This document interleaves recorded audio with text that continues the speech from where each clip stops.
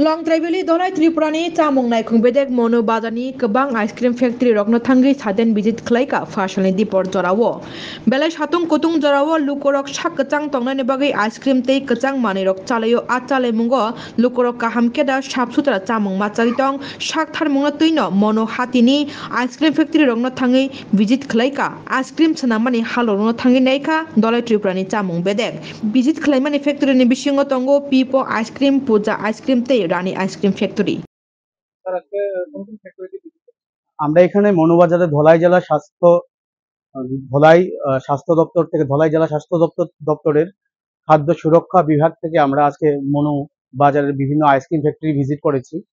তার মধ্যে যেমন রনি আইসক্রিম ফ্যাক্টরি, এখানে পূজা আইসক্রিম ফ্যাক্টরি আর পপি আইসক্রিম ফ্যাক্টরি আমরা এখানে ভিজিট করেছি।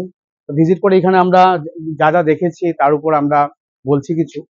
ওনাদেরকে আমরা বলেছি যে জলের ব্যবস্থা যাতে ভালো করে পানীয় জল যাতে ব্যবহার করে ওনারা আইসক্রিম বানানোর ক্ষেত্রে। রনি আইসক্রিম ফ্যাক্টরির ক্ষেত্রে আমরা দেখেছি ওনারা পরিষ্কার পরিচ্ছন্নতা বজায় রাখছে না।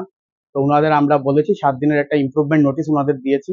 7 দিনের মধ্যে যদি ওনারা সবকিছু ঠিকঠাক না করে তাহলে আইনত আমরা ব্যবস্থা নেব। এখানে পপি আইসক্রিম ফ্যাক্টরিতে আমরা ভিজিট করেছি, মোটামুটি ওনারা পরিষ্কার রেখেছে সবকিছুই। তাও যে জায়গায় আরো ভালো করা যাবে ওই যে জিনিসগুলো ওনাদের সামনে আমি তুলে ধরেছি এবং এখান থেকে আমি এনফোর্সমেন্ট স্যাম্পল তুলেছি, যেগুলো আমরা আগরতলার RFL এর রিজনাল ফুড ল্যাবরেটরিতে টেস্টিং এর জন্য পাঠাবো।